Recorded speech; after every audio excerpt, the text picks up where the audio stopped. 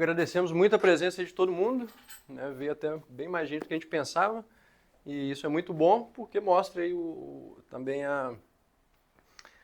todo o valor, né, do Schopenhauer, de sua filosofia, a perenidade, justamente como ele disse ali, de suas ideias, e também não é sempre, né, que a gente tem um evento sobre Schopenhauer, então por isso também o Lisandro com certeza quis direcionar o grupo dele em função disso, porque não é algo tão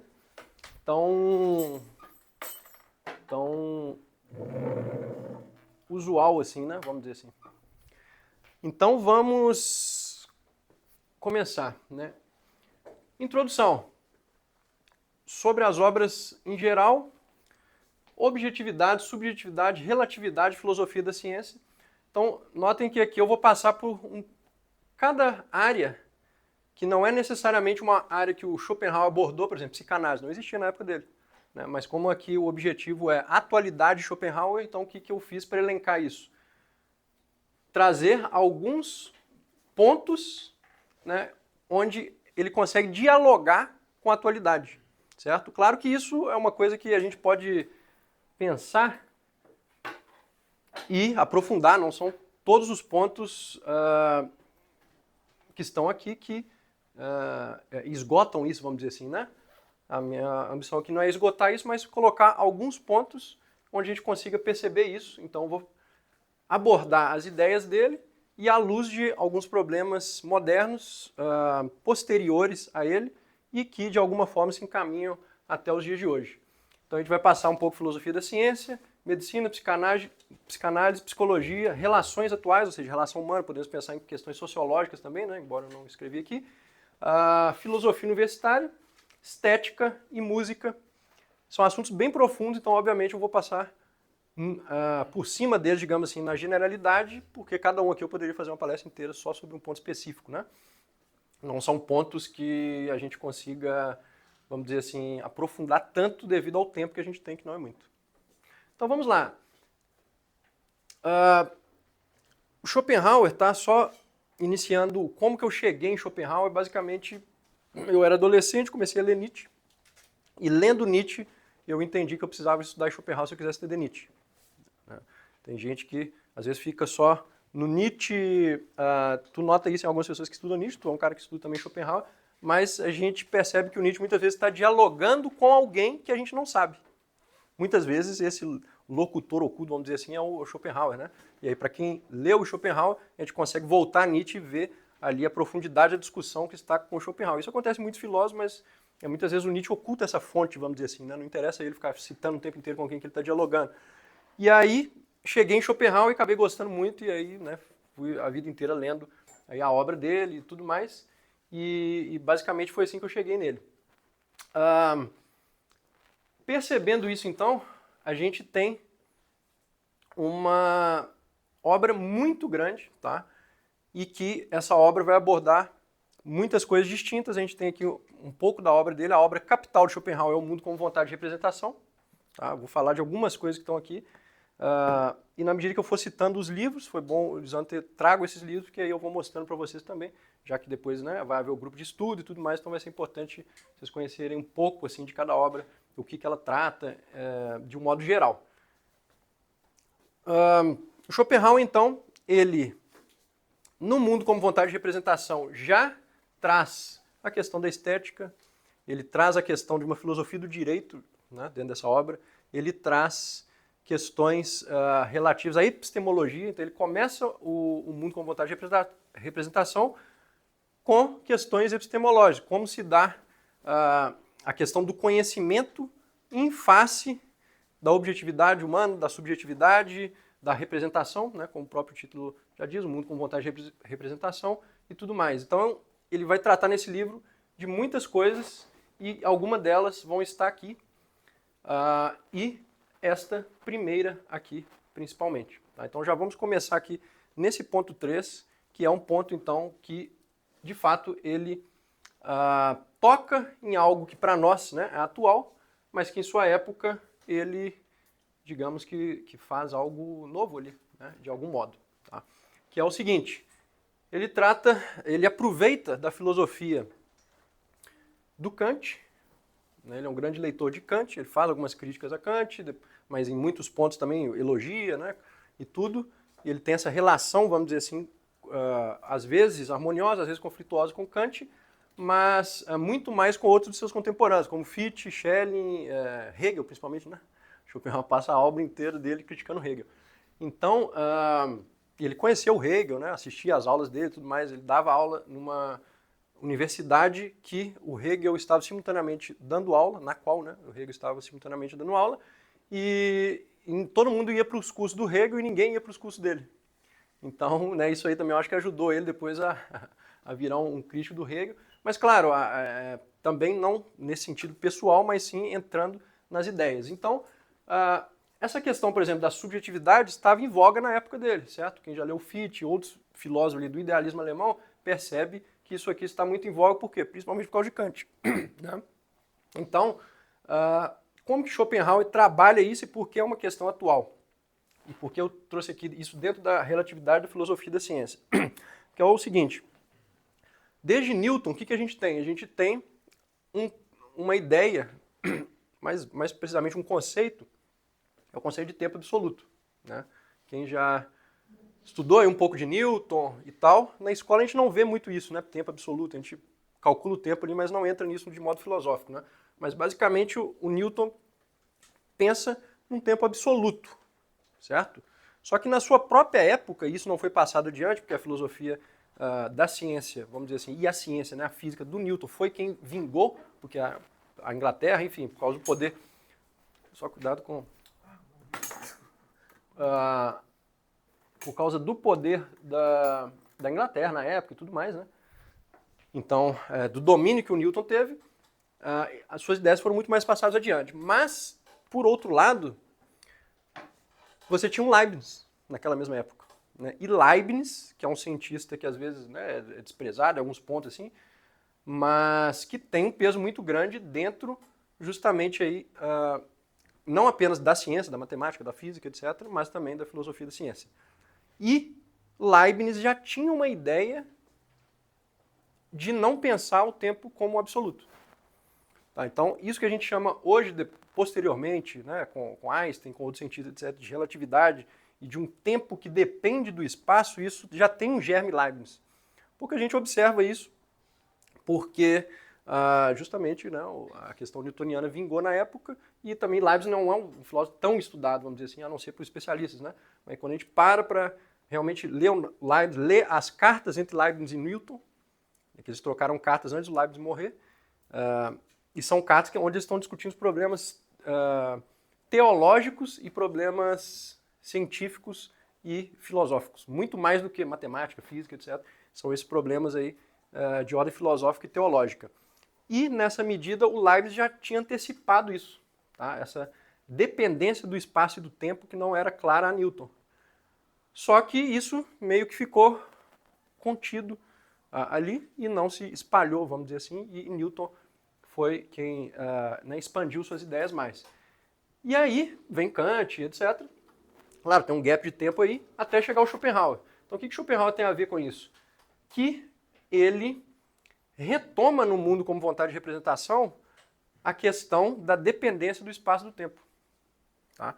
Ou seja, ele já antecipa uma questão que é atual ao século XX na física, de algum modo, né? E que até hoje, para nós, também continua sendo uma questão atual na medida em que quem acompanha questões da física e tal, sabe que a gente tem um embate de várias teorias atuais, né?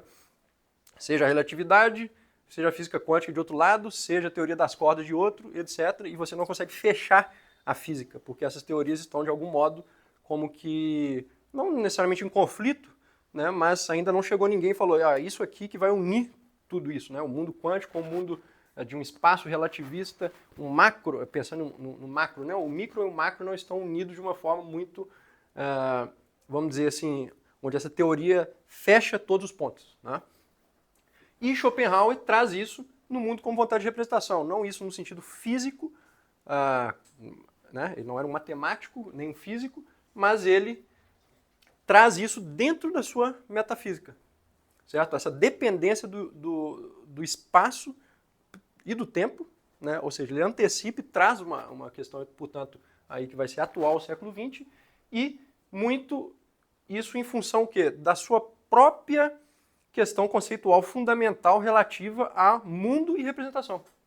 Então, basicamente explicando isso rapidamente, como que Schopenhauer concebia o mundo a partir da sua metafísica, né? De um modo bem geral, tá, pessoal? Ele pensava na coisa em si kantiana como a vontade. Então ele fala, Kant chegou na coisa em si, etc. Né?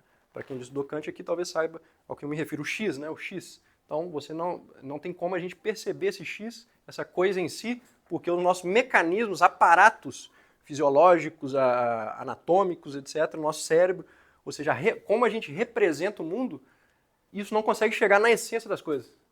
Porque essa essência das coisas está para além dos nossos sentidos. A gente nunca consegue chegar nas coisas, a gente sempre chega o quê? Só na nossa representação. Então tudo que a gente tem do mundo é só uma representação do mundo. O Schopenhauer, inclusive, ele faz uma questão interessante, que é meio paradoxal, e às vezes a gente estuda ciência, mas não para pensar muito bem nisso, né? Que é o seguinte, ele diz assim, você tem uma questão na ciência que é o seguinte, a gente está falando de tempos imemoriais, no sentido de que naquela época que a gente não existia, o mundo era assim. A gente tem muito isso na ciência, né? Até hoje, isso é normal. Ou seja, sei lá, desde uma questão do início do universo até a formação geológica da Terra, etc, etc, né? Mas o Schopenhauer faz a seguinte questão, como que a gente pode conceber uma coisa, que uma coisa exista, antes de um cérebro que a represente? Né? Como que a gente pode falar dessas coisas com tanta propriedade se não existe um cérebro naquela época para representar aquilo daquela forma? Ou seja, aí ele estabelece o quê? Que existe uma dependência entre o sujeito e o objeto, digamos assim. E mesmo assim ele não diz, a minha filosofia ela não se refere do ponto de vista do sujeito totalmente, nem do objeto, mas eu falo da representação, então isso para ele já está tudo junto. Né? E aqui ele encontra essa questão da relatividade. Por quê? Porque as coisas estão juntas. E aqui ele chega na questão de espaço-tempo e mostra, isso de algum modo está junto.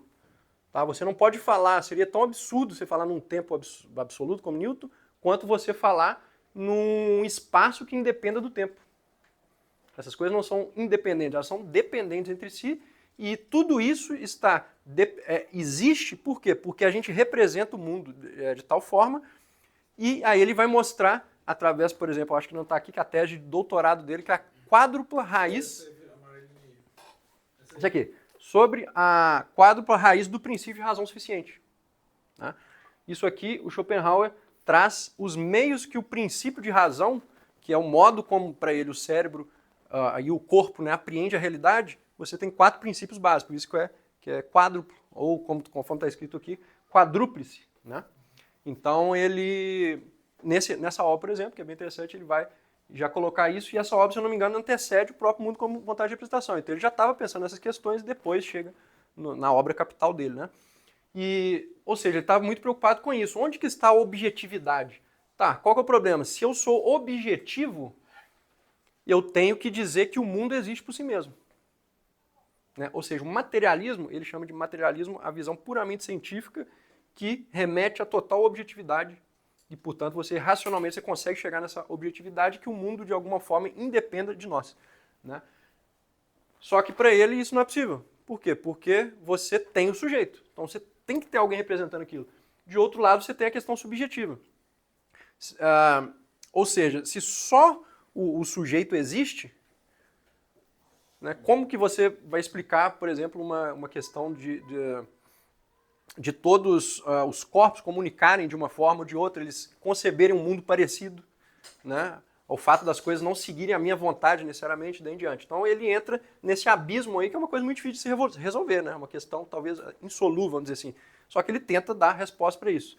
E aí, nessa medida, que surge a questão da vontade, que é essa coisa, voltando à coisa em si de Kant, então essa vontade seria aquilo que Kant não conseguiu chegar, ou seja, o que é essa coisa em si, Schopenhauer nomeia de vontade, e nisso ele faz uma ponte com a filosofia oriental. Então Schopenhauer não traz isso do nada. Né? E esse é um dos pontos que ele revoluciona a filosofia, porque até a época dele ninguém se voltou com tanta, vamos dizer assim, veemência à filosofia oriental. Então ele leu Zimmer, que escreveu, né, sobre questões orientais e daí em diante. Ele lê história desse povo, ele vai ler os indianos, vai ler Bhagavad Gita, né?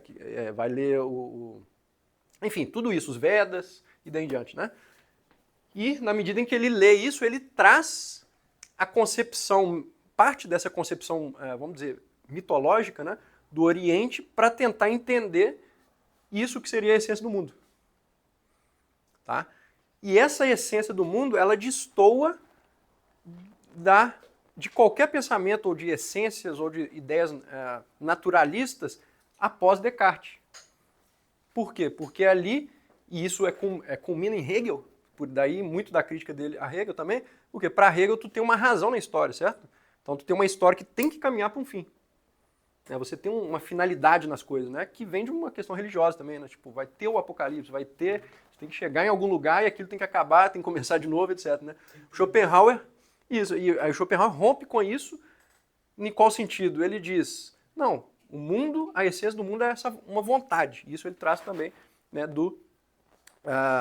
dessas leituras orientais, etc. Né? Você tem uma essência do mundo que aí junto com a filosofia, coisa em si, etc., que, porém, não está caminhando para nada. Então, essa vontade ela não é racional. Tal como a história, portanto, não é racional, nada. Quer dizer, a razão é só uma pequena parte já desse sujeito, né?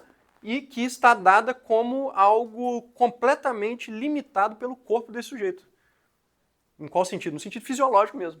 E daí, inclusive, o Schopenhauer, depois eu ia falar que a questão do cérebro é muito desenvolvida pós-Schopenhauer. Questão médica voltada ao cérebro, ou seja, a neurociência.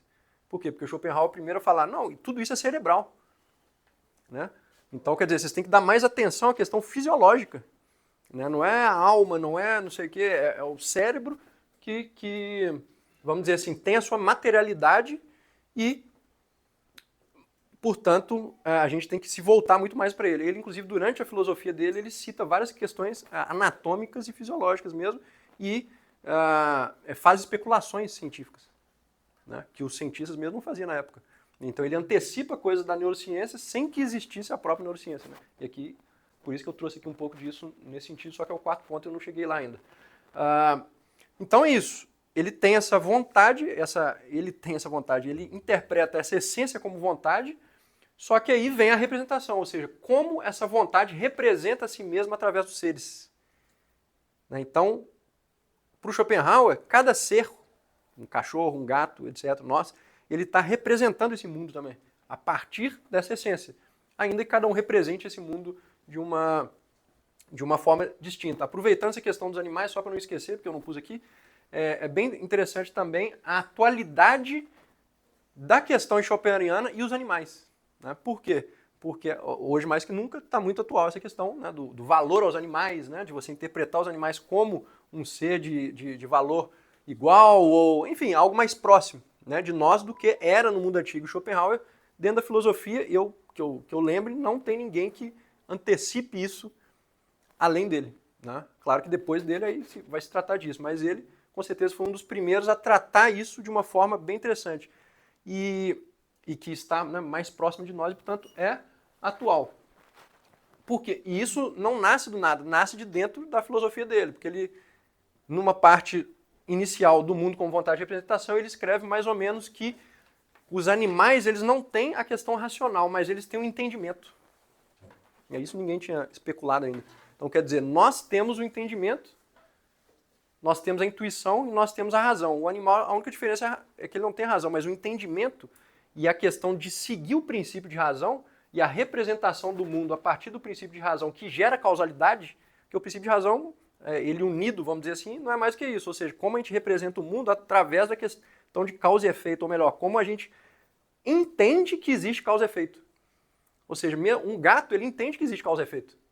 Né? Por isso que ele consegue fazer uma relação, ó, isso aconteceu antes, isso aconteceu depois. Não é pela razão, mas pelo entendimento. Né? Então ele traz essa categoria, essa questão do entendimento para explicar isso, porque os animais estão muito próximos de nós, na verdade, muito mais do que a gente imagina. Né? E nisso, né, mais que nunca, ele é muito atual. Então é isso. Na filosofia da ciência, o que acontece? Ele traz, portanto, une a questão da irracionalidade deste mundo que eu falei. A vontade é o essencial, só que essa vontade é irracional. E, portanto, a gente não está caminhando para nenhum lugar. A gente está simplesmente existindo. Tá?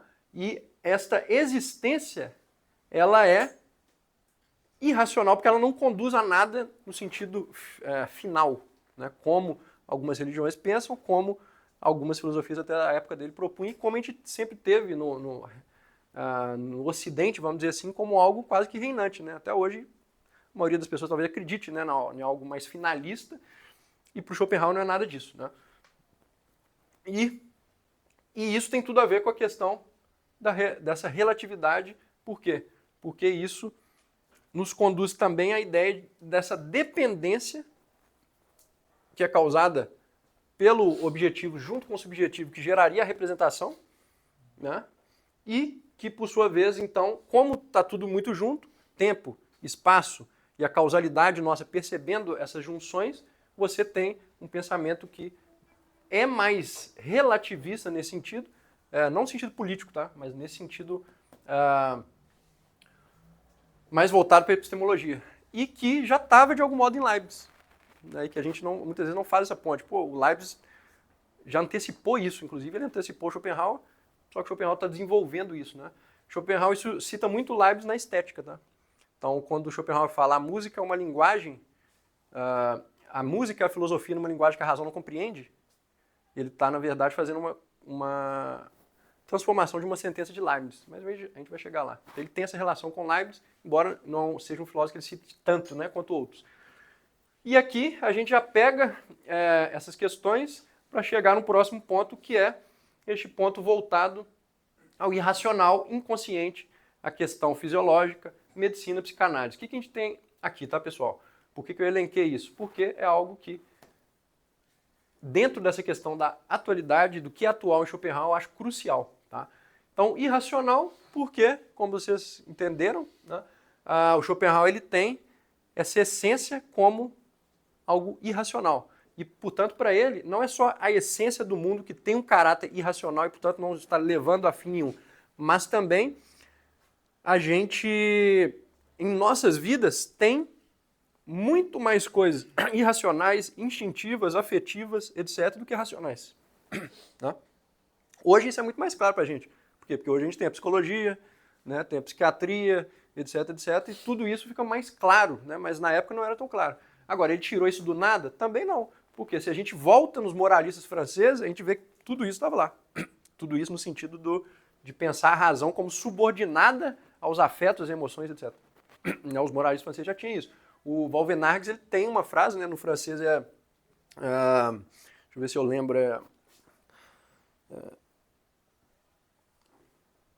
eu não sei se vou lembrar no francês, no original do Vauvenargues, mas les grands pensées viennent du cœur, alguma coisa assim, que é os grandes pensamentos vêm do coração. Né? Então o Vauvenargues e o La Rochefoucauld, os moralistas franceses, eles têm o quê? Uma visão antecipada disso, né? Ou seja, de que, na verdade, a razão ela é secundária. Né? Ela não é o que Descartes achava, não é penso, logo existo. Né? Quer dizer, o pensamento vem muito depois do corpo, da existência em si, né? E ele está subordinado a isso. Se você tem alguma coisa no seu corpo, etc., pode chegar até o teu pensamento e tua razão simplesmente sumir. Né? Então, quer dizer, ele coloca isso dentro, não só, portanto, daquilo que ele chama de essência do mundo, né? Na questão da vontade, mas ele coloca dentro de nós isso. E isso é que dá a virada posterior da psicanálise. Né? Daqui vem a questão freudiana. Né? Ou seja, o Schopenhauer e o Freud realmente citavam muito o Schopenhauer. Né? A obra inteira ele cita. Por quê? Porque o Schopenhauer justamente é um dos primeiros a fazer essa virada, né? Embora ele também leu muitos os moralistas franceses, o citava, mas ele traz isso e coloca dentro de uma questão sistemática muito mais robusta do que os moralistas franceses fizeram. Né? Então, toda a questão desse irracional é aflorada. E aí vem o inconsciente, né, a questão instintiva, a questão afetiva, as paixões e daí em diante, como algo muito mais forte do que as outras questões. Né?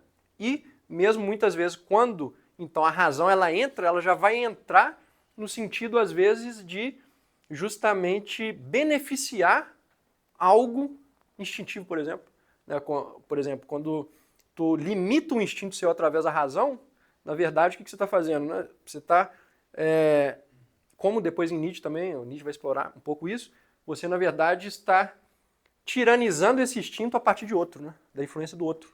Então a questão dos instintos mesmo, da briga entre eles, né? Como se a gente fosse uma grande máquina de conflito desses impulsos, desses instintos, desses motivos, é uma palavra que Schopenhauer usa muito, né? Motivos. Ou seja, quando um motivo desse ganha, aí na verdade tu tem ali uma vontade de alguma coisa, etc. Aí vem a sua razão e quer colocar isso em função dessa outra questão, né? Eu mesmo, inclusive, estava relendo o Gênio Egoísta do Richard Dawkins e tu tem isso explicado só que de uma outra forma completamente biológica, né? De como que a questão, inclusive genética, ela está afetando todo o resto, né? O Dawkins coloca isso bem claro ali, bem mais matematizado, digamos assim, dentro do Gênio Egoísta. Medicina, por que a medicina? Porque ela está muito próxima disso aqui que o Schopenhauer traz dentro da sua filosofia, onde ele, inclusive, ele teve, tá? O Schopenhauer ele fazia visitas, na época chamada de manicômios, né, e tal. Ele fazia visitas a isso, ele teve estudos de medicina, né? Então ele estava muito informado do que estava acontecendo nessa época e estudou essas questões. Então é por isso que dentro da sua obra você vê essas pitadas, como eu disse, de tentar especular sobre coisas médicas que os médicos ou cientistas da época ainda não tinham pensado. Então ele traz isso para a gente e, de fato, a ciência acaba se encaminhando nesse caminho que ele próprio propôs. Não foi só por ele, mas como ele foi lido na época por todo mundo. Então os grandes cientistas todos leram Schopenhauer. Freud, etc., como a gente sabe, leu Schopenhauer. Então, quer dizer, e isso é muito voltado a ele, né? Essa questão de dar esse grande impulso ali inicial que depois vai culminar no nascimento da neurociência, né? Que é uma das ciências mais, vamos dizer assim, que tem menos tempo de existência, né? E isso tem tudo a ver, então, justamente com a questão da medicina e a psicanálise justamente bebe nessas questões do racional, do inconsciente e da loucura. Schopenhauer também é um dos primeiros filósofos a tratar, não da loucura em si, porque isso já estava nos antigos, né? Para quem lá leu, muitos aqui são da filosofia e tal, já leram, portanto, Aristóteles. Aristóteles tem uma problemata, se eu não me engano, de número 20, tá? Que às vezes tem gente que não fala que não é ele que escreveu, tem outros que falam que hoje é considerado um texto aristotélico, que é a problemata chamada O Gênio e a Melancolia. Né? Nesse texto do Aristóteles, ele trata, entre outras coisas, da questão da loucura, de como ela comete os homens mais inteligentes. De como está muito junto a questão da genialidade e da melancolia, da loucura, etc. Né? Que é uma questão que a história da filosofia inteira vai tratar. Schopenhauer trata muito bem. Inclusive, ele cita bastante o Goethe, quando vai tratar disso, porque o Goethe tinha escrito Torquato Tasso, onde no drama teatral ele explora essas tensões de como o gênio ele está próximo da loucura. Né? Então, Torquato Tasso é um grande um homem, né, histórico, mas o Goethe justamente trata isso. E na obra do Goethe tem muito isso. Né? O Werther, por exemplo, Werther se mata, né? Então o Goethe aproveita dessa questão da veemência e coloca isso junto, muitas vezes, com essas pessoas mais criativas, né? Os personagens mais criativos e tal, e como isso se dá. E por isso Schopenhauer, nesses pontos, cita bastante o Goethe. E a loucura está dentro também da metafísica do belo de Schopenhauer, que eu vou chegar depois, que é esse texto que está aqui. Né? Então, no capítulo sobre o gênio, cujo nome mais preciso, vamos ver se eu encontro aqui para vocês, do gênio, sobre o gênio. Né? Aqui ele vai justamente tratar de várias páginas, ele vai usar para tratar essa questão aqui da loucura e como esses homens de gênio, que ele chama, né, assim que ele diz, sempre estão transitando entre a loucura e a realidade. Né? Só que a diferença deles e para o louco é que ele não fica perenemente na loucura, digamos assim. Né? Então Schopenhauer basicamente fala assim, na verdade todas as pessoas teriam um potencial genial. Por quê? Porque todo mundo sonha. Tem a questão da contemplação do belo também. Né? Também tem tudo a ver. E o sonho, como a gente sabe, tem tudo a ver com a psicanálise. Né? Schopenhauer traz então a questão do sonho com muita força, né, dentro da sua filosofia, e isso aqui vai também ser uma das coisas que para o Freud vão ser muito importantes. Então, Schopenhauer, basicamente, o que ele diz? Ele diz que todo mundo sonha, né? Então, isso quer dizer que é o seguinte, todo mundo é um Shakespeare dormindo. Certo? Concorda? Por quê? Porque aquilo que um dramaturgo consegue criar de muito elaborado, acordado, todo mundo aqui faz dormindo. Né? Ou seja, você consegue criar um drama, toda uma novela, né, uma questão, pode ser até musical, tu pode sonhar com uma música que não existe, tu pode sonhar com um ambiente que não existe, uma arquitetura, tu pode ser tudo no sonho. O então, terceiro livro se originou disso. Exato, tudo a ver, exatamente. E aí, o que acontece? Se você tem essa capacidade, por que você não consegue ser acordado? Essa é a questão, né? Essa é a pergunta que ele se faz. Por que a gente não consegue, por que Shakespeare consegue e eu não? Né? Então essa é a pergunta que ele se faz, né, basicamente. Então, aí que ele vai mostrar. Então, o que esses indivíduos têm? Eles têm alguma, entre aspas, desregulação, vamos dizer assim, Excesso. né, um excesso, né, é uma palavra melhor. Ele tem um excesso que o capacita para isso. E parte desse excesso é que ele rompe o fio do princípio de razão para ele. Então, enquanto todo mundo está só vivendo uma vida totalmente, eu tenho que fazer isso, depois isso, uma vida racional, vamos dizer assim, esses indivíduos conseguiriam transitar por momentos nesse mundo do sonho e voltar. Como se tu estivesse fazendo isso, entende? Ou melhor, como se tu estivesse sonhando acordado. Né? Então, isso tem tudo a ver com o processo criativo mesmo, quando a gente pensa. Quando alguém está lá criando uma sinfonia ou está criando sei lá, uma peça teatral como Shakespeare, etc., né? Ou está tendo uma grande ideia científica ou filosófica, né? Como o próprio Schopenhauer, etc., escrevendo um romance, imaginando uma coisa, você está num outro plano, não no sentido, né, místico, espiritual, mas no sentido mental mesmo, né? Tu está conseguindo focar numa coisa que não está, conforme ele diz, diretamente ligada à utilidade imediata. O que é a utilidade imediata? A utilidade imediata é eu quero dormir, eu quero comer, eu quero transar, eu quero... Enfim, isso é a utilidade imediata. Mas tu tem que dar um salto sobre isso e chegar nesse outro mundo. No sentido platônico seria um mundo das ideias, né? Schopenhauer cita isso, etc. Ele tem um vínculo com Platão também, tá? Então esses indivíduos eles conseguem demorar mais aí, então eles trazem isso para nós. E conseguem, então, fechar isso de uma forma estética, né? Se for um artista, de uma forma, né, científica, se for um cientista, de uma forma, enfim, literária, se for um escritor, filosófica, se for um filósofo e em diante. Então, quer dizer, a loucura, tá? E a loucura, o que ela é? Não apenas isso, mas quando Schopenhauer está abordando, portanto, o gênero, ele também aborda a loucura. Por quê? Porque ele diz, o louco, ele inclusive diz uma coisa bem interessante, ele fala assim, nas visitas que eu fiz, né, a locais, né, que tinham pessoas, né, com alguma questão mental nesse sentido, muitos tinham disposições grandiosas. Muitos eram gênios. Só que eles não conseguiam levar à frente seus trabalhos. Né? Então, o que ele está querendo dizer com isso? Que muitos têm essa disposição, né? Só que eles não conseguem ir e voltar, entende? Ele não consegue quebrar esse princípio de razão e depois voltar. Ele vai ficar naquilo ali, estagnado, e, portanto, ele vai estar fora da realidade, vamos dizer assim. Ele não consegue, portanto, estabelecer as causas e efeitos do mundo com uma pessoa, entre aspas, normal, vamos dizer assim, e daí em diante. Né? Então, quando se rompe esse fio, você pode ir para vários lados e, portanto, sua mente pode, né, vamos dizer, sair da realidade, né? E daí a questão da loucura. Só que esse tipo de pensamento e essa sistematização disso não tinha sido feito ainda. Né? E aí vem depois Freud, etc., os grandes psicólogos lá do final do século XIX, né? Depois no início do século XX, etc., e todos, portanto, bebem nessa fonte, e para nós é algo muito atual, né? Porque eu acho que mais que nunca as questões psicológicas, etc., elas estão sendo mais divulgadas, né? Todo mundo aqui deve concordar com isso hoje, né? Todo mundo sabe o que é um transtorno, ou o que é autismo, o que é, né? Muito mais do que, claro, nossos pais sabiam, por exemplo. Né? Então essa geração, ela está mais dentro disso, portanto eu acho que é uma questão muito atual, né? E que tem, quando a gente volta no Schopenhauer, a gente vê que tem todo esse fio a partir dele, né? Não apenas, claro, a partir dele, não estou dizendo que tudo nasceu dele, né? Mas a gente tem que notar essa influência sobre essas coisas, ainda que tenham se passado aí, né, mais de 150 anos.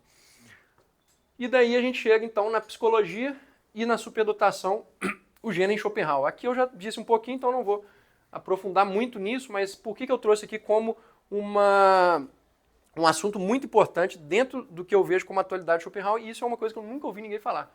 Inclusive, eu já combinei com alguns psicólogos, amigos meus, etc., de fazer alguma palestra um dia sobre a superdotação a partir do conceito de gênio em Schopenhauer.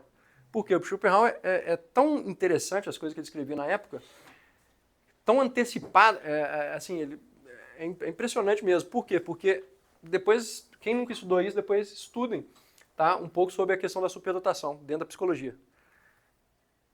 E a superdotação, ela não é necessariamente um gênio, tá, pessoal? Um superdotado não é gênio, né? O superdotado pode ser uma pessoa que fica no quarto dormindo a vida inteira e é superdotado. Ele vai continuar superdotado. O gênio não, é quem ele precisa, ele pode ser um superdotado, mas ele tem que fazer alguma coisa para ser isso aqui, né? O Schopenhauer, quando ele quando ele aborda o conceito de gênio, ele está já se referindo àqueles que criaram grandes obras, né? Então, sei lá, por que o Beethoven é um gênio? Porque ele criou todas aquelas obras. Se ele não criasse nada, talvez ele continuasse um superdotado. Porém, ele não é gênio, porque ele não criou aquelas coisas ali, né? Então, isso aqui, vamos dizer que o gênio tem a ver com a superdotação, mas ainda um não é o outro, tá? Então não é isso que eu estou querendo trazer aqui, porque o Schopenhauer não tinha o conceito de superdotação.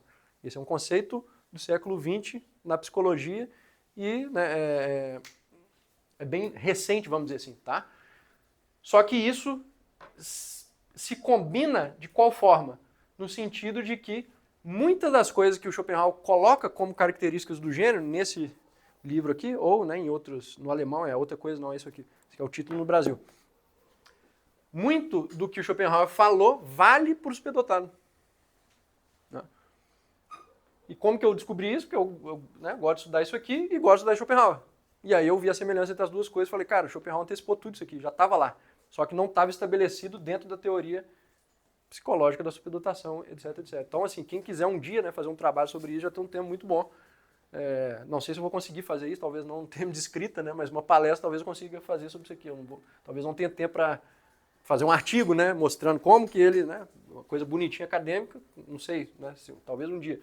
Mas existe isso aqui, tá? E eu acho assim, uma das coisas mais atuais de Schopenhauer, de como que ele foi um dos primeiros a perceber isso aqui, tá? As características desse tipo de pessoa e como que ele antecipou, portanto, essas questões.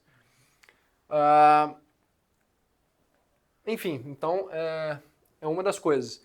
Eu posso até pegar alguns trechos aqui e mostrar a vocês como que... pegar o seu livro, tá, Lisandro? Com licença aqui. Então, deixa eu só ver qual a página aqui, eu já consigo fazer essa... Só sobre o gênio. Pois é, tem o capítulo do gênio, página 61. E é interessante que ele faz também uma parte que ele vai separar, né, as próprias obras de arte em vários degraus, né, de diferente de literatura, música, obra de arte. Cada um ele vai identificar que vai ter um gênio ali. Né? Exatamente, exatamente. Na poesia, Shakespeare... ele vai identificando, exatamente.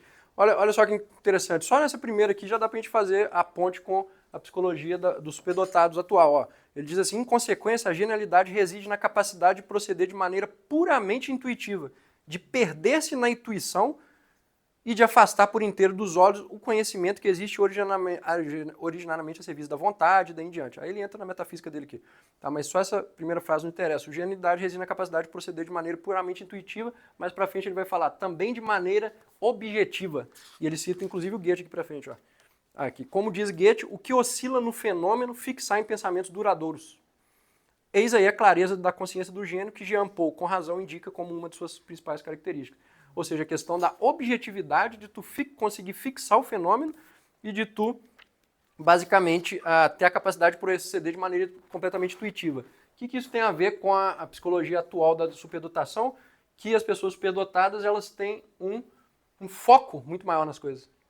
E elas têm um excedente do conhecimento que está trabalhando, porque tem um cérebro diferente, e esse cérebro trabalha de maneira mais rápida e mais focada. Tá? Mesmo que de tempos em tempos Só para dizer, tu colocou na psicologia, mas essa relação hoje ela é muito forte na questão da educação hoje.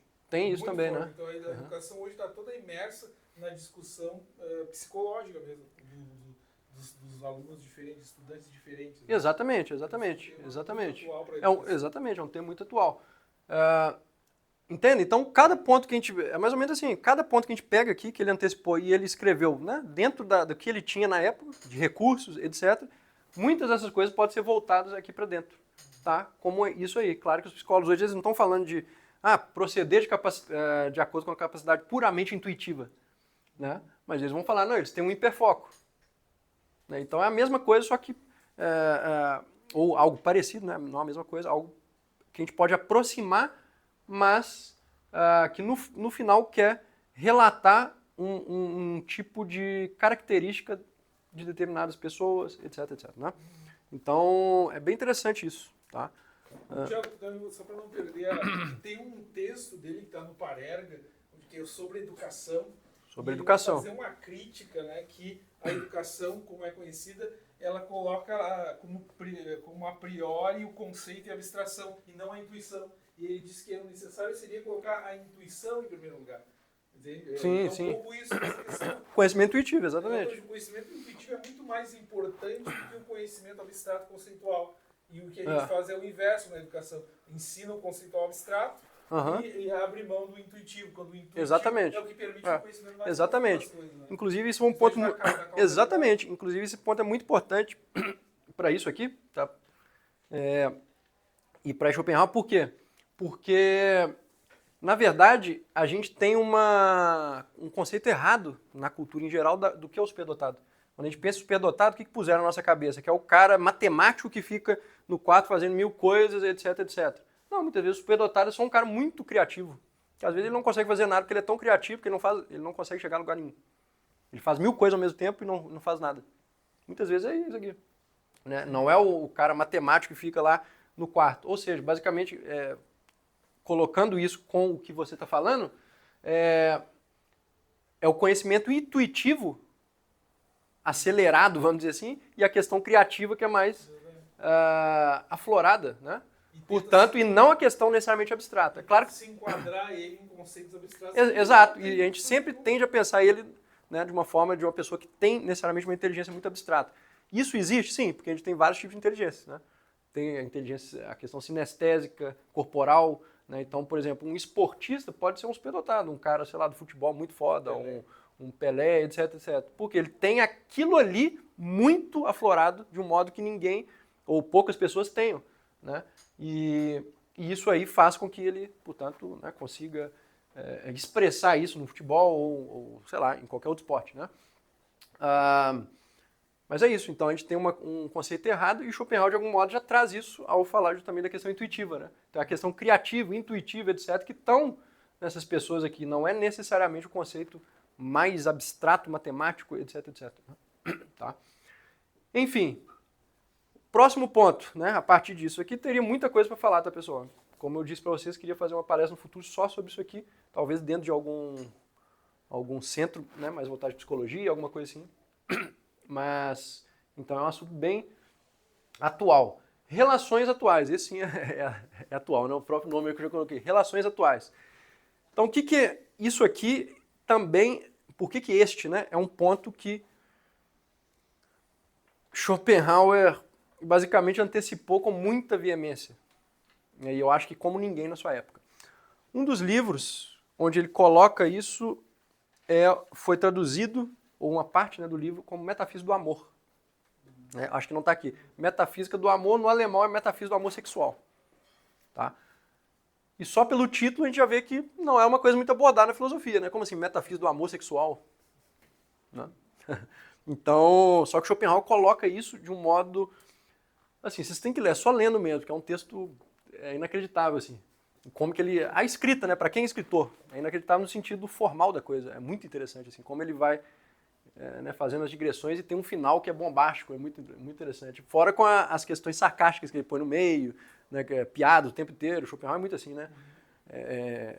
Críticas, né? Muito crítico, e ironia, etc. o tempo inteiro. Então isso que deixa a escrita dele muito gostosa, né, de se ler e tudo mais. E então nesse livro, e não só nele, tá? Isso aqui também eu vou trazer algumas coisas que estão colocadas em textos autobiográficos dele, onde ele explora isso também de uma outra forma, tá? Mas basicamente, Metafísica do Amor, o que isso tem a ver com a questões de nossas relações atuais. Tá? Primeira coisa, então Schopenhauer tem uma frase que resume um pouco a respeito, né, do seu pensamento geral sobre isso aqui, que ele expressa de uma maneira que poucos expressaram até a época dele. Né? Ele fala, todos vivem ou viveram em poligamia. Não trata-se de extirpá-la, trata-se de organizá-la. Imagina um cara dizendo isso 150 anos atrás. Né? Tem uma questão mais atual que essa. Né?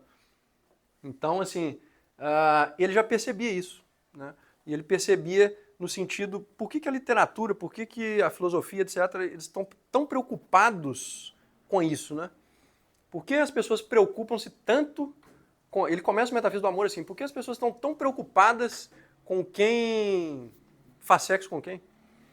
Né? Por que isso é tão preocupante?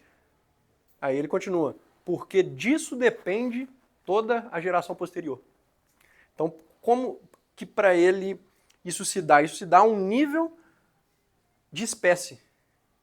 Né? Por que as pessoas estão tão preocupadas? Ah, se tal pessoa tem que ficar com tal pessoa, ou o pai e a mãe, pô, você vai casar, vai ter filho, não sei o quê. Por que essas coisas têm que preocupar tanto as pessoas? Né? Se para os filósofos, até ele, o que importava são as questões abstratas, e não tanto essas outras coisas. Né? Por quê? Primeiro ele traz o amor ou os impulsos sexuais, todas as coisas semelhantes, como algo muito perto disso aqui, muito perto das questões que irracionais.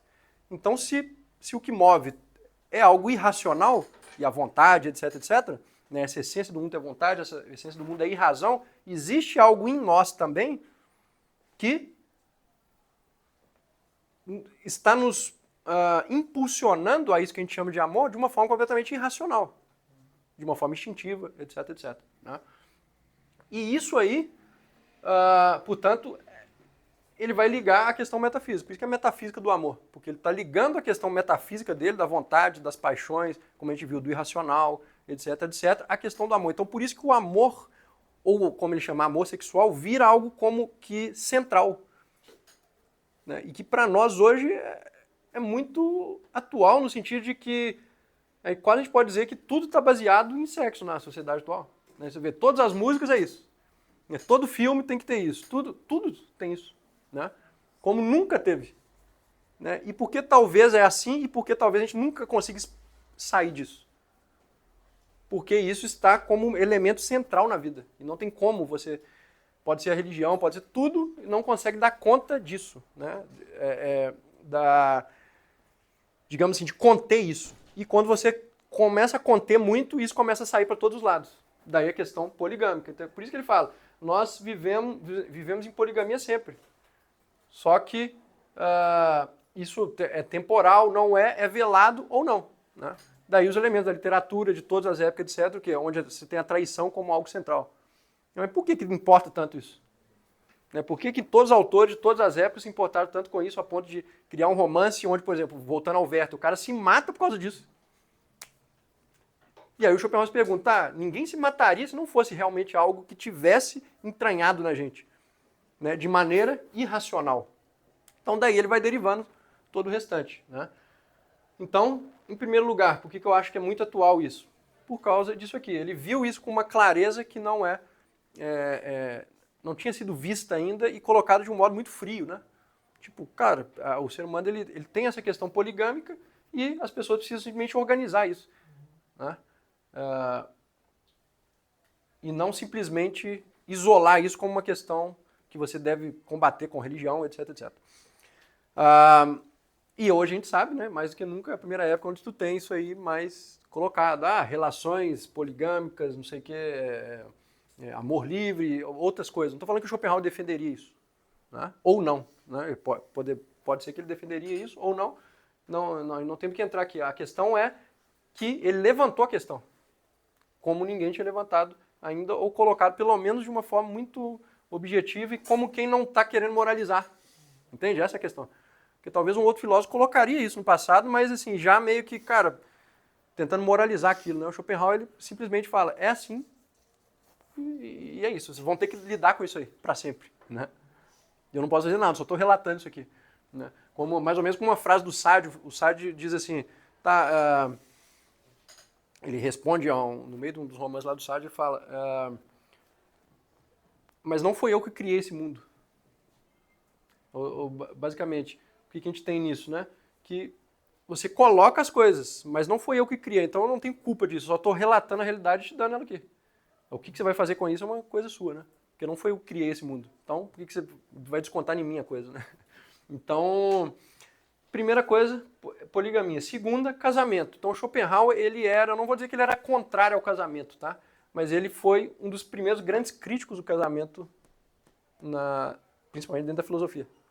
Tá? Ele chega a, inclusive, escrever expressamente nos livros dele, ou em um ou outro trecho, né? Não se casa. Né? Não, ele coloca assim, com ponto de interrogação, ó, ponto de exclamação. Não se casa. Tipo, quem que fala isso, cara? Né? Tipo, e ele fala, né? Então, assim, acho que nem Nietzsche falou isso, né? O Nietzsche já era mais, pô, vou reconciliar e tal, as coisas, né? No Zaratustra mesmo, né? Ele tem um capítulo sobre isso. E daí em diante, né? E chegou até os 40 e não casou, não casa. E o Schopenhauer, ele traz isso dentro da autobiografia também, não que ele escreveu uma autobiografia, mas de pontos autobiográficos, que a gente depois conseguiu coletar depois da morte dele, né? Onde ele coloca sobre ele também. Ele fala assim, homens como eu, que passam a vida em prol do conhecimento, a gente não pode casar. Casado com a filosofia. Isso, porque assim, é uma coisa que você vai fazer a outra pessoa infeliz. Entende? Se eu for eu o tempo inteiro e eu vivo no meu mundo paralelo, filosófico, artístico, etc, etc, né, qual que é a probabilidade de eu fazer a outra pessoa feliz? Né? Então eu tenho que abrir mão de alguma coisa. Ele, no caso dele, não abriria a mão da filosofia e de ter feito o que ele fez. Estava até falando com o Paulo hoje, né, em aula. Por exemplo, tanto que ele levava a sério isso, ele coloca num desses fragmentos autobiográficos o seguinte, ele diz assim, eu me passei por muita coisa durante a minha vida. Né? Eu entendia que eu era uma outra coisa que eu não era, na verdade. E aí ele vai citando, eu era alguém um professor universitário que dá aulas que ninguém vai. Eu nunca fui isso. Né? Quer dizer, ele viveu isso, ele está elencando coisas que ele viveu. Só que depois ele nota que não é. Então ele cita aquele homem que está andando na rua e que as pessoas fazem fofoca. Vai citando várias coisas assim, sabe? Nesse livro vermelho, esses estão nesse vermelho. Acho que conhecer esse mesmo, né? E aí, isso, escrito autobiográfico. Então, ele diz, nada disso eu era. Isso era apenas uma casaca que eu colocava, mas que uma hora eu tive que tirar. Né? Aí eles perguntam, tá, mas quem sou eu? Se eu não sou nada disso, tem que ser alguém, né? Ele dizia que para ser professor universitário na época tinha que casar, né? Tinha isso também, né? Para boa imagem do professor universitário tem que ser casado, senão... Sim. Quando ele largou a universidade, ele diz, eu tô livre dessa. Tô livre. E aí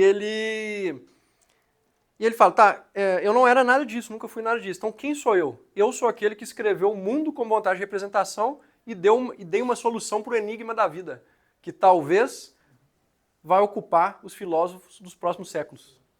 Ele escreve isso. Então, quer dizer, por ali, por que eu estou citando isso? Porque por ali a gente vê que ele dedicou a vida para isso. Ele fala, minha vida não foi real, ela foi uma vida intelectual. Ele começa esse escrito autobiográfico assim, quer dizer, eu dediquei a minha vida para a humanidade. Né? Então, nesse caso, para ele, não tinha como como que ele ia casar e ao mesmo tempo assim, e nos escritos autobiográficos ele revela que também, para quem tem uma baixa condição como ele, de rendimentos, na época dele, pelo menos, não era possível casar. Né? Então, ou ele sacrificava uma coisa por outra, ou ele ia dedicar a vida ao trabalho, né? Portanto, se ele trabalhasse muito, ele não ia ter tempo para escrever tudo isso. Né? Ou se ele para ele continuar só viver com aquela pequena renda, mas ter tempo para pensar, escrever, etc., ele não podia casar. É claro que o casamento depois foi mudando, né? Hoje a gente não tem o casamento como era. Na época você tinha que casar e ter 10 filhos. Né? Aí claro que sua vida vai ficar muito mais, muito mais preenchida nesse aspecto e vai dificultar um pouco isso aqui que eu queria. Né? Mas, por outro lado, na nossa não é assim, né? Então talvez ele pudesse rever também, né? O pensamento dele, talvez ele poderia rever isso de uma outra forma, né? Mas com isso, de modo algum, ele não está falando que todo mundo tem que ser assim, né? Ali ele está especificando os tipos, etc, etc. Né? Mas, de algum modo, por que eu acho que isso é uma coisa muito atual? Porque também é a primeira época onde muitas pessoas não pensam mais no casamento. Né? Na época você não tinha isso. Hoje tem pessoas que, cara, simplesmente não vou casar e pronto. Ou não consegue simplesmente, né? Ou simplesmente, quando a taxa de divórcio hoje chegou a mais de 60%, né, de divórcio atualmente. Então, quer dizer, é uma época onde tu simplesmente não tem isso aqui como uma centralidade da vida. E quem antecipou isso dentro da filosofia de Schopenhauer. Ou seja, quer dizer, isso aqui não está no centro. As pessoas podem fazer se elas quiserem, mas não necessariamente isso está no centro. Né? Embora a questão do amor sexual está no centro, mesmo se você casando ou não. Né? E daí tu cai aqui. Né? Então essas coisas estão muito interligadas e eu aconselho quem quiser entender um pouco disso aqui, ler a Metafísica do Amor, que é muito interessante. Ali ele vai conduzindo isso, e não só isso, ele vai dizendo como se mostra a atração, né, para ele, né, como que, na verdade, uma pessoa... Ele coloca uma coisa interessante, como que determinadas pessoas se atraem mais por determinados tipos de pessoa, porque isso aí conservaria o caráter da espécie. Né, que é uma coisa... Depois a biologia vai tratar só que de uma outra forma. Né?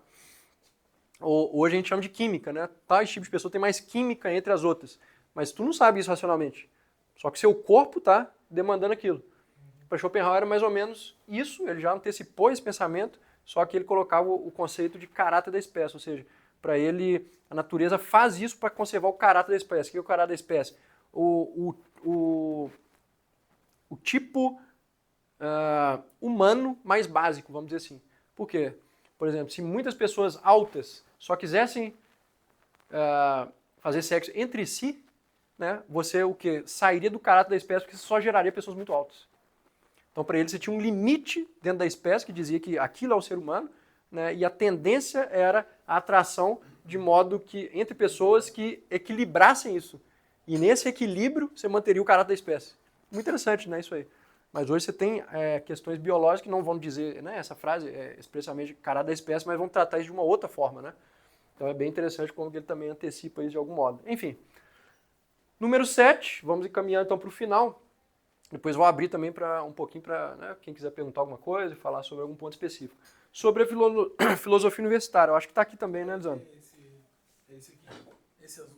Tá, sobre filosofia universitária. Aqui é um livro bem tranquilo de ler, tá? Ele não tem nada de metafísica, de coisas mais pesadas, de epistemologia, nada pesado assim do Schopenhauer, como tem no Mundo como Vontade de Representação, que é um livro muito mais denso, né? Então é um livro bom de se começar, assim, quem nunca leu Schopenhauer, né? Então, sobre a filosofia universitária, ele vai... Basicamente é um livro de crítica. Ele vai pegar a filosofia da época dele, da universidade, e vai criticar. Crítica, atrás de crítica, né? Não tem quase nenhum elogio, eu acho. E é interessante que muitos desses pontos, eles se conservaram. Então, quando você lê o Schopenhauer, parece que você está vendo a universidade atual também. Tá? E aqui eu não estou me pondo como o maior crítico da universidade, né? Eu gosto muito da universidade, tenho muitos amigos, né? Eu fiz mestrado, fiz tudo e gosto muito do ambiente acadêmico. Mas existem coisas que são passíveis de críticas, né? E o Schopenhauer já fazia isso na sua época e essas críticas continuam muito atuais. Então, por isso que eu trouxe como uma outra questão muito atual. Tu lembra alguma, Lisandro, que ele faz, por exemplo, que tu acha que é atual? De crítica dele? Na universidade? De cabeça, assim. Eu acho principalmente essa questão da inocência do aluno que entra e da dependência que ele tem para a autoridade do professor. Portanto, ele já vem, tudo que o professor fala, ele acredita. Isso ele colocava como um grande problema. Porque o professor, ele vem, é aquele negócio, ele vai colocar conceito e abstração direto na cabeça, o estudante vem com uma ingenuidade muito grande, não conhece nada, e existe uma grande probabilidade de ele virar um discípulo do professor, sem a mínima capacidade de crítica se aquilo que o professor está ensinando é verdadeiro ou não. Por isso ele criticava o Hegel e todos aqueles filósofos que abrem mão da busca da verdade em torno da busca de uma filosofia ou a favor do Estado ou de uma religião. Então, sendo dentro da universidade, dentro de uma instituição, ele abre mão da busca do conhecimento, e um dos elementos que ele coloca também é que ele não vai viver para a filosofia, ou seja, ele não vai viver para a busca do conhecimento e busca da verdade. Ele vai viver da filosofia. Né? Ele vai transformar numa profissão, e portanto, quando ele vai viver da filosofia, né, ele vai ter que obedecer àqueles que mandam na filosofia dentro da universidade. Então ele não vai nunca discordar de quem paga ele. Até faz uma metáfora, né, que ele não vai discordar de quem paga a música, né?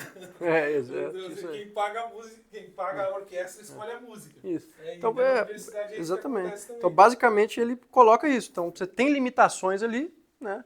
Então ele faz a crítica dessas limitações, etc. Né? Ponto 8, tá? Não vou me demorar aqui nesse, eu acho que o Lisandro exemplificou bem aqui uma das questões, né? Mas são muitas questões que ele trata no livro, então vale a pena vocês passarem por elas e são questões muito atuais, tá? Embora, né, tenha escrito isso aí há mais de 150 anos. Então, oitavo e último, estética, a dominância da música. Esse é um ponto bem interessante, eu também como músico, né, para mim faz todo sentido falar um pouco sobre isso. Vai estar também na Metafísica do Belo e não à toa ele deixa a questão musical como a última questão. Tá? Ou seja, ele vai passar por arquitetura, vai passar pela pintura de paisagismo, vai passar pela literatura, pela poesia, né, que também ele deixa pela tragédia e pela comédia, né, vai citar muito Shakespeare, etc. E vai chegar na música. Né? E por que Schopenhauer faz isso? Tá? Olha que interessante, isso parte um pouco, ou quase totalmente, da própria metafísica dele, ou do sistema filosófico que ele criou. Então não é algo arbitrário, não é algo que assim, é porque eu gosto. Não. Se o mundo é vontade, a essência do mundo, se a gente tem esse caráter irracional por trás de muitas questões relacionadas aos fenômenos e daí em diante, né, qual é a arte que mais expressaria isso ou que estaria mais perto de expressar isso aqui? Né? Para o Schopenhauer, é a música. Então ele inverte aquilo que, por exemplo, Kant propôs. Então Kant, no ápice das artes, você teria a poesia. Por quê? Porque a poesia está mais perto da questão conceitual. Ela se usa dos conceitos para se expressar. Então ela está muito próxima da filosofia, está muito próxima da questão, vamos dizer assim, da razão, né? Vamos colocar entre aspas aqui, não que a música não tenha a sua racionalidade, né? Não, quando o compositor está compondo, ele está pensando também matematicamente em proporção, né? Mas não é a isso que o Schopenhauer se refere, e sim ao fato de que, por exemplo, na poesia tu tem a questão conceitual de um modo muito mais denso. A música, uma música instrumental não expressa conceitos. Você pode imaginar um conceito a partir dela. Se o compositor põe um título, por exemplo. Né? O Berlioz compôs Sinfonia Fantástica. Só que é uma música instrumental. Talvez você não pensaria em algo fantasioso se ele não tivesse colocado aquele título. Então, isso aí já é o conceito. Quer dizer, sinfonia expressa uma coisa, fantasia outra. Fantasia em música é uma outra questão ainda, né? Uma questão de forma musical e tal.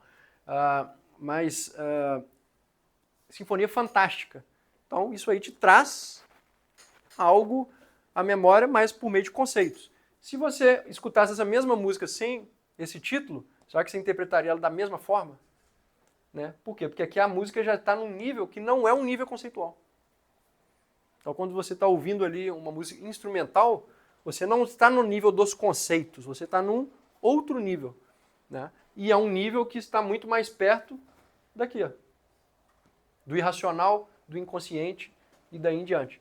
Tanto que se pegou na cultura isso de que a música tem a ver com os afetos, com a emoção, etc, etc. Que alguns compositores no século XX tentam criticar, né? Stravinsky, nas lições dele, tenta criticar um pouco isso, etc. Como que a gente foi muito para esse lado, que acaba caindo numa espécie de romantismo, né? Se você fala, a música só expressa sentimentos, não é bem isso, né? Porque você vai ouvir uma música, pode sentir um sentimento, outra pessoa outra. Então não é que ela está expressando aquilo, né? Então, vários compositores e teóricos no século XX vão fazer a crítica disso.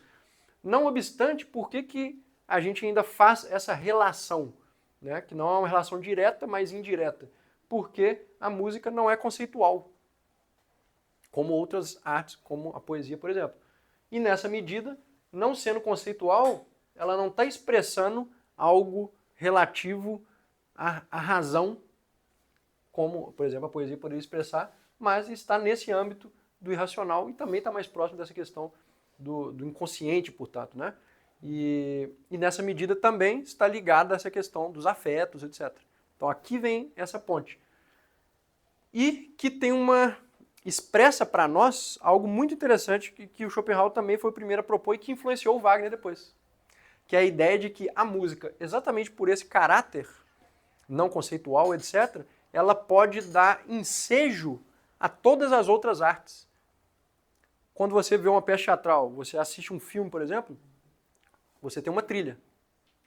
Nem sempre, né? Mas muitas vezes sim. Na maioria das vezes você tem uma trilha. Ou quando você está assistindo uma ópera, você tem uma parte onde há elementos conceituais sendo expressos pela poesia, pelo ator, cantor que está cantando isso aí, né? Só que você tem a camada por trás musical. E aí quando a gente pensa, por exemplo, seja num filme, uma ópera, etc., o que você tem? Você tem a música como um elemento que está por trás dessa cena, por trás da imagem, por trás do conceito. Só que uma mesma música que está por trás de determinado conceito, determinada cena, determinada imagem, ela poderia ser deslocada para outro contexto. E às vezes, de um modo tão perfeito como ela estava naquele outro contexto. Por que acontece isso? E por que em outras artes você não consegue fazer isso? Desse modo tão efetivo. Né? Aí ele vai dizer, porque, na verdade, a música já contém dentro de si todas as possibilidades da vontade. Aí ele volta à metafísica. Né? Então, quer dizer, ela está mais próximo dessa essência que está em tudo e por isso ela pode dar ensejo a tudo. Ou seja, como se ela estivesse nessa camada mais essencial, mais interior do que a camada conceitual, que para Schopenhauer, como está mais perto da razão, é algo secundário. E daí ele inverte toda a questão filosófica. Né? Ele inverte a própria história da filosofia, que até ali vem como algo, a razão preponderante. Ele inverte isso, e quer dizer, o irracional é o preponderante. Então, portanto, também a música vai para o ápice das artes. Porque ela está mais perto dessa essência do mundo, ou de como ele concebe essa essência do mundo. Né? Então, basicamente é isso que ele está fazendo na metafísica do Belo. Ele está demonstrando a relação entre a metafísica dele e a essência da música, a essência da vontade, etc, etc. Né? Como está representado no mundo. Então, ela não seria um fenômeno como qualquer outro para o Schopenhauer. Né? Por exemplo, o compositor ele não está fazendo a mesma coisa que o pintor, que já está tratando de vamos dizer assim, de um conceito do conceito, ou da representação de um conceito. Né? Então você tem um conceito, algo que tem um vínculo com a razão, e tu expressa aquilo em obras plásticas. Não estou falando que toda obra plástica é isso. Né? Mas você já tem um conceito, você tem que partir de alguma coisa. Ou você parte de uma imagem, ou de um conceito, e portanto essas duas coisas. A imagem ela está no mundo. Se você pintar uma árvore, aquele objeto já existe no mundo. Então você está fazendo uma representação da representação. O conceito ele já é uma representação de algo da natureza. Então, quando a gente fala árvore, você já está colocando, você está representando em palavras aquilo, né, que já existe, um objeto, vamos dizer assim. Só que então, se você passa isso para dentro da arte, você está fazendo a representação da representação da representação. Só que a música não está fazendo nada disso, porque ela não se refere a nenhum conceito do mundo. Entendeu? Então ela é como se ela burlasse esse caminho dos conceitos. Ela burla o caminho da razão e te pega por trás, vamos dizer assim, e por isso ela vai direto no seu afeto, direto